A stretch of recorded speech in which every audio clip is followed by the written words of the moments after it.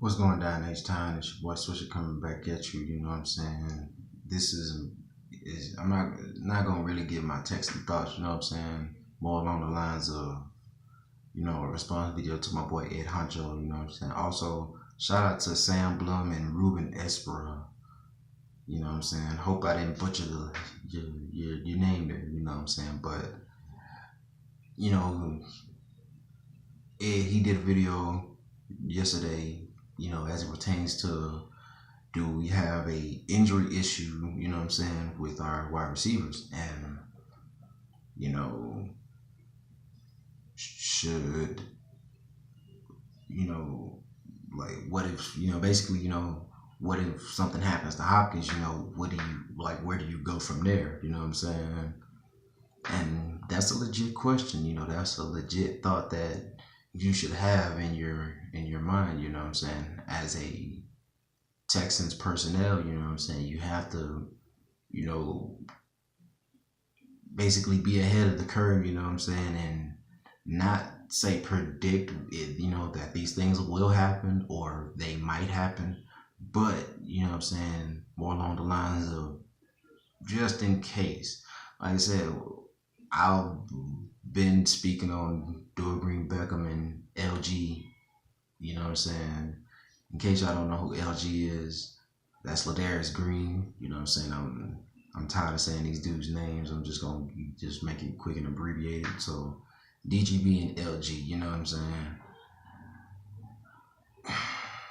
Both dudes could easily be brought in, on minimum deals, you know what I'm saying? 1 year, $1 million deal, It's the same way that they, how teams sign dudes for 1 year and whatnot. Not 1 year, but a year. Those dudes don't and really can't demand top dollar or anything like that. That can just, at this point, shit, they'll take what a team will give them. You know what I'm saying? They free agents, so like I say, shit, why not bring them in? Both dudes could instantly make our offense more potent and more efficient. Now, if you had to ask me, which one would I choose between the two, I would go with LG off of the simple fact we can go in a 2 tight end set with, with LG and still have our 2 receivers on the outside, with Hopkins and Strong, in my opinion. Now, Ellington, I like him, you know what I'm saying? But again, defenses they'll pick up on it, you know what I'm saying? They will adjust. Don't get me wrong. I'm not knocking on Ellington. I'm not hating on him at all. Not one bit. I believe he will make the team, and he'll have his opportunities to shine, when they do go into that 3 tight end, when they go into a 3 wide receiver set, you know what I'm saying? Now, everybody asks me the same question. Why bring in a guy like LG, who's had concussion issues and, injury issues and things of that like that? The risk reward is worth it. It is. And I've been saying this, there's only a handful of linebackers in the league. You can go and count on maybe one hand, and you only got 5 fingers in the hand. You know what I'm saying? You can only count probably on one hand how many linebackers can actually keep up with him stride for stride. And that's, I'm not just talking about, him being a seam buster. I'm talking about him running, 7 and outs, 7 and ins, option routes, the 11 and post, you know what I'm saying? 11-yard post and shit like that, or deeper post routes, I just personally believe that, in our offense, which is a matchup offense, he would be a matchup problem. That was also something that Sam Blum mentioned, that I do believe to be true as well. Like I say, when defenses are getting hurt when they are expecting them to get hurt by one guy, and then a whole nother guy comes out of nowhere and hurts them, and it is hurting them, guess what? Now they got to kind of reshift their focus. Then, if good coaches will make the adjustments, but their guys aren't good enough to make the plays. The great coaches, they make the play. They go in, they make the adjustments, and it's a 50-50. The elite coaches,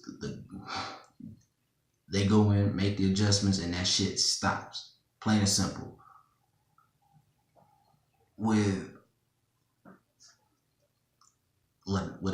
a tight end like LG, you have that opportunity to elevate yourself coaching wise, because now you can really open up things. You know what I'm saying? And it like I said, having a threat like him would also help CJ out in a major way. And like I said, you gotta take this into consideration, people. This offense is a multiple option offense.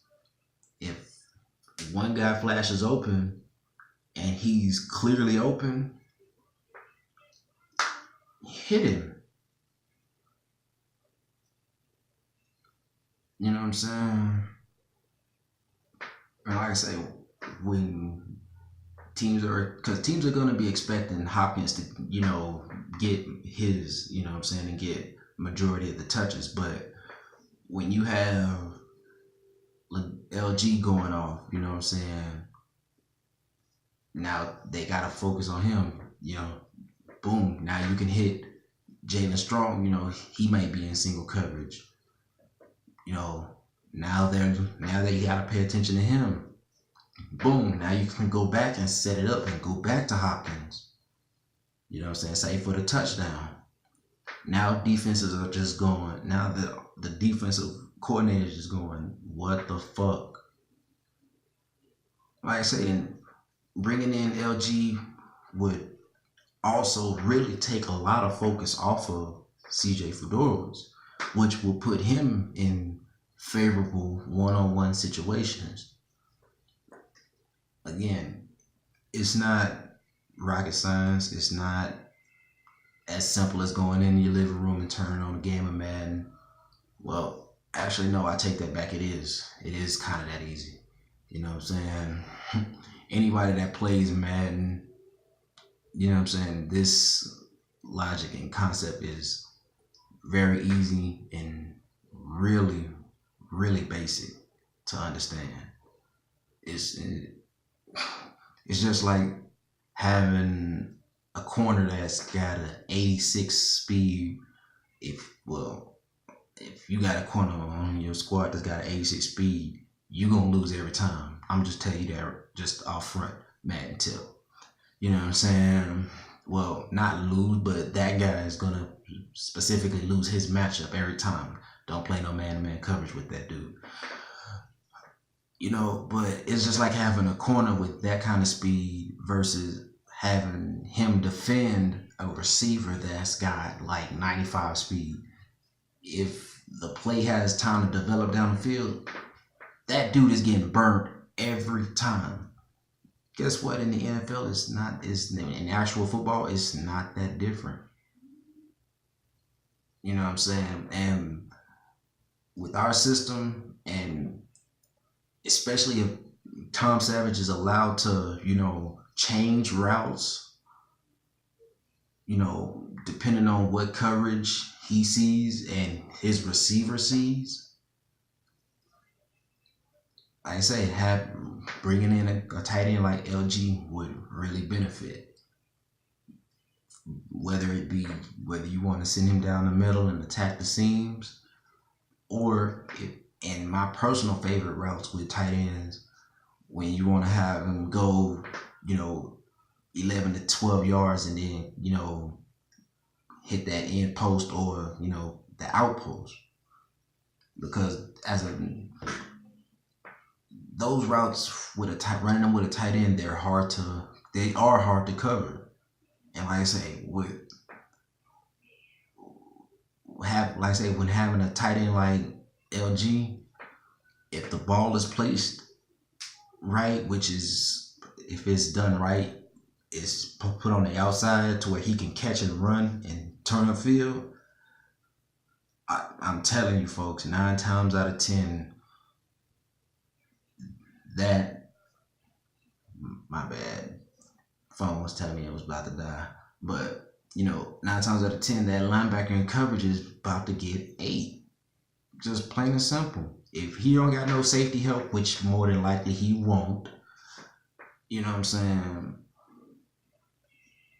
Like I said, he's gonna win that matchup, and the whole point of this offense is to be able to move the ball down the field and then be able to now pound it in, you know what I'm saying, when you get real close to the end zone.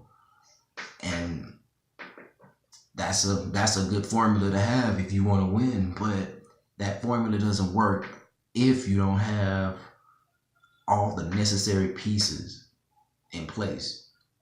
Like I say, go and look at why Pittsburgh is always the favorites to overthrow New England. I mean, yeah, they've had some defensive troubles, over the past few years, but you go back, say 5 or 7 years ago, and those teams, you know what I'm saying, they were able to compete with the Patriots. Why? Because not only did they have a strong defense to, get Brady off the field, but then they also had a high potent offense that could hit you from every direction on the field, whether it be a tight end, receiver, big tight end. You know what I'm saying? But I'm coming up on 12 and a half, you know what I'm saying? So I'm going to wrap this up. As an honorable mention, even though the Vikings ended up drafting, sorry about that, even though the Vikings took him in, I think, the 5th or 6th round, if Houston could do, if they was to bust a trade, I wouldn't mind giving up a fourth round pick, you know what I'm saying, to get Bucky Hodges.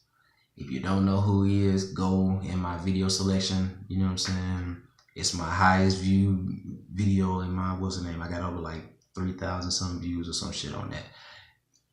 Bucky Hodges is the truth, and I'm telling you, you know what I'm saying. Now, like I said, if they don't want to go the route with LG and all that, risk it on Bucky Hodges.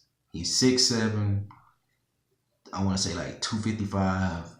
The dude ran a 4.57 at 6'7", 255 pounds. He clocked a 4.7. I mean, not a 4.7, a 4.57, my bad. You know what I'm saying?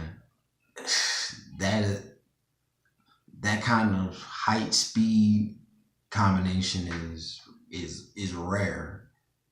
And like I said, if Houston give up a 4th round pick for him, wow, that would be a true steal right there, because you get him for 4 years, and on top of that, other guys would have been and got paid already, so he'll be more than likely the next in line after Fuller to get paid. But that's really all I got for y'all, and I'm out.